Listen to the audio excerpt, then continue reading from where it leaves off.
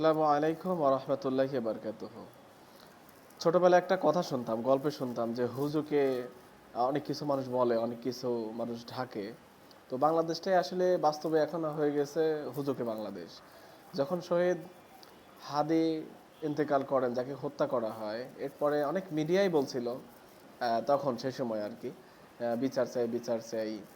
But কিছুদিন পরে যখন আরেকটা হুজুক শুরু হলো বাংলাদেশ ক্রিকেট বোর্ড নিয়ে, যে সেখানকার একটা পরিচালক নাজমুল হাসান তামিমকে নিয়ে কটূক্তি করে একটা মন্তব্য করছে।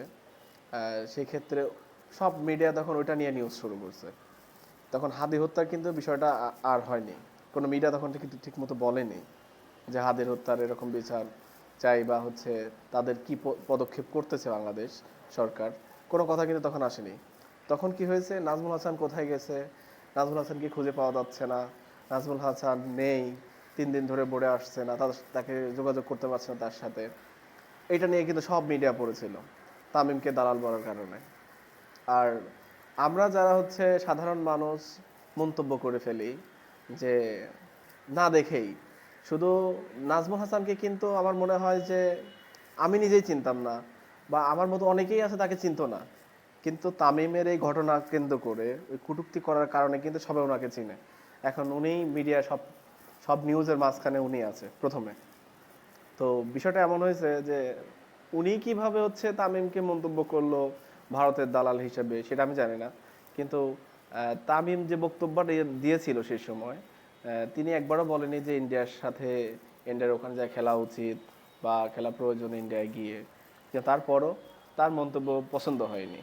কিন্তু এখানে একটা আমি কথা বলতে চাই, সেটা হচ্ছে কি, ক্রিকেট বোর্ড এবং ক্রিকেটাররা যারা খেলে এবং যারা দায়িত্বে আছে, তারা তো আমরা জানি হচ্ছে পরিবারের মতো, তাই না? তো সব পরিবারের সন্তানরা কিন্তু একরকম হয় না, আর সবার মতই কিন্তু একমত হতে পারে না, তাই না? তো যেহেতু আপনার আহ, তামিমের কথা পছন্দ হয়নি, তাহলে তার পরিবারের লোক তো যেহেতু নাকি, তো সেক্ষেত্রে আপনার কি করা উচিত ছিল? অবশ্যই উচিত ছিল তামিমকে ওপেনে এরকম না বলে বোঝানো যে আপনার কথা এরকম হয়নি, এটা ভুল বলেছেন বা এরকম একটা সাধারণ জিনিস। কি আপনাদের পরিবারের কেউ ভাবেন যে ক্রিকেটাররা সবাই পরিবারের মতো, তাহলে আপনার পরিবারে কেউ যদি উল্টা কোনো কাজ করে, তাহলে কি আপনি জনসংক্ষেপে এসে বলবেন যে আমার ছেলেটা এরকম করেছে বা আমার মেয়েটা এরকম করছে? বলবেন না। অবশ্যই পরিবারের পারিবারিক জিনিসগুলো সবসময় গোপন রেখে ওইটা সমাধান করার চেষ্টা করবেন। কিন্তু আপনি কি করলেন, জনগণকে উস্কে দেওয়ার মতো করে একটা পোস্ট করলেন, সে দালাল। মানে বিষয়টা কেমন হয়ে গেল? তাহলে আপনার পরিবারকে যাতে আপনি সেভাবে রেখে দিয়ে বলেন বা বুঝাই বলেন, তাহলে কিন্তু ঝামেলাটা হয় না। আপনার এই মন্তব্যের কারণে পুরো বাংলাদেশ মিডিয়া জনগণ সব হাদি হত্যা ভুলে গিয়ে চলে গেল হচ্ছে তামিমের দালানের পিছনে, মানে তামিম দালাল। আর কিছুদিন পরে হচ্ছে আবার নিউজ দেখতেছি হচ্ছে মানে হাদি হত্যার কোনো কথাই নেই, সব চলে গেছে, 40 36 দিন 40 দিন পার হয়ে যাচ্ছে, কোনো কথা নেই। মানে আসামি ধরার কোনো পদক্ষেপের কোনো কথাই নেই কোনো মিডিয়াতে। কিছুদিন পরে হচ্ছে আবার একটা মিডিয়াতে দেখলাম হচ্ছে কোন নায়িকা হচ্ছে পাগলের বেশ ধরে নাটক করবে, ওইটা নিয়ে নিউজ চলতেছে। মানে কি একটা রুচি মানুষের হচ্ছে, টিকটকাররা যেরকম না ওইরকম হয়ে গেছে মিডিয়াগুলো এখন। টিকটকাররা যেরকম হচ্ছে মিডিয়াতে যেরকম চায় টিকটকাররা, যে কিভাবে ভিউ কামানো যায়, বিষয়টা এমন। কিয়া পাইল না কে নাটক করার জন্য হচ্ছে পাগল সাজছে, ওইটা নিউজ করার কি আছে এখন? বর্তমান যে অবস্থা বাংলাদেশে, ওইটা নিয়ে নিউজ করার কি আছে আপনারাই বলেন। আর কালকের একটা ঘটনা বলি, সেটা হচ্ছে কি, সকালবেলা বের হয়েছে আমি ডিউটিতে যাওয়ার জন্য। তো সামনে 10 মিনিট পরেই আপনারা হয়তো চিনবেন উত্তরবাড্ডা, ঢাকা উত্তরবাড্ডা লিংক রোড যেটাকে বলি, লিংক রোডের আগে আর কি। তো উত্তরবাড্ডা থেকে শুরু করে মানববন্ধন শুরু হয়েছে। কি কারণে মানববন্ধনটা শুরু হয়েছে? প্রত্যেকটা অটো রিক্সা ড্রাইভার মানববন্ধন করতেছে, তারা তাদের গাড়ি পুলিশ যেন না ধরে, মেন রোডে উঠলে তারা যেন গাড়ি চালাইতে পারে। আর মূলত হচ্ছে মানববন্ধনটা এই জন্য, আকিজের হচ্ছে 3 চাকা অটো যেগুলো বের করছে এগুলো বন্ধ করা লাগবে। এটা বন্ধ না করলে তারা অবরোধ ছাড়বে না, অবরোধ করে যাবে। তো রাস্তাঘাটে গাড়ি বন্ধ করে মানুষকে কষ্ট দিয়ে সাধারণ এক রিক্সা মেইন রোডে চালানোর জন্য অবরোধ শুরু করছে। মানে বাংলাদেশ কি একটা অবস্থা হয়েছে তাহলে বোঝেন।